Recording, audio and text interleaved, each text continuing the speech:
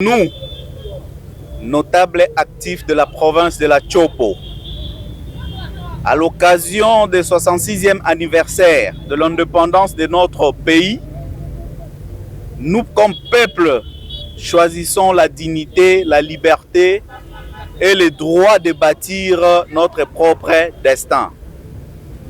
Aujourd'hui, cette commémoration nous invite non seulement à honorer notre héros qui est Patrice Emery Lumumba, mais aussi à renouveler notre engagement envers notre chère patrie. L'indépendance n'a de véritable sens que si elle s'accompagne de l'unité, de la justice et de paix pour arriver maintenant au développement. Chaque Congolais a le devoir de préserver ses valeurs et de contribuer à l'édifice de notre pays dans l'unité. Respect, force et prospérité. En cette journée historique, nous mettons d'abord de côté nos divergences pour cultiver ensemble nos efforts qui nous ont été légués et ce que nous allons laisser pour les générations futures. Enfin,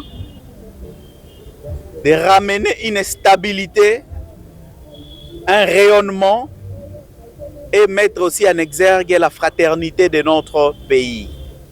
Tout cela, c'est par sa grâce. Ainsi, nous ne saurons jamais clore notre message sans pour autant rendre un vibrant hommage au chef de l'État, garant du bon fonctionnement de toutes les institutions de la République démocratique du Congo, son Excellence, Monsieur Félix Antoine Tshisekedi Tshilombo, dénommé affectueusement Fachi Béton, pour son leadership éclairé, son bravoure, sa clairvoyance. Aujourd'hui, nous sommes en train de voir la restauration de paix sur toute l'étendue de la République démocratique du Congo. Un vibrant hommage également à son Excellence, Monsieur le gouverneur de province de la Chopo, pour tout ce qu'il est en train de conjuguer comme effort, afin que nous puissions vivre une stabilité et une paix dans notre province de la Chopo. À cela, nous souhaitons une bonne fête de l'indépendance à toutes et à tous, que vive la République démocratique du Congo, que vive la paix, que vive la province de la Chopo. Merci beaucoup, messieurs les journalistes. Par rapport à la cérémonie de notre 66e anniversaire de l'indépendance du Congo, faire un message à notre peuple de la Chopo, province de la Chopo, et aussi à l'étendue de la République démocratique du Congo, parce que c'est une fête de l'indépendance qui nous a poussé à regagner, à recevoir notre souveraineté. Mais nous, les notables de la Chopo, nous disons, nous sommes très fiers de ce que nous sommes aujourd'hui, et nous voulons que cette indépendance puisse nous amener presque un peu partout, là où nous sommes, là où tous les Congolais vont se retrouver.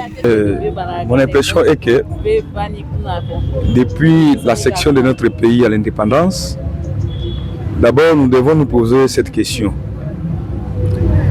Quel genre de l'indépendance dont nous avions récit? Est-ce c'est l'indépendance économique, sociale ou politique? D'entrée de jeu, nous devons souligner certaines choses. Aujourd'hui, nous fêtons 66 ans de l'indépendance. Oui, c'est bien. Mais revenons à ce que je venais d'évoquer si haut. C'était quel type d'indépendance? Notre mot, à ce sens, nous sommes très heureux que la RDC ait atteint au moins 66 ans de l'indépendance. Nous voulons à ce que dans cette 66e année de l'indépendance, que notre pays soit totalement libéré que l'Est soit libéré. Nous encourageons le chef de l'État, son Excellence Félix-Antoine Tshisekedi, de libérer Goma, Bukavu, qui est en difficulté.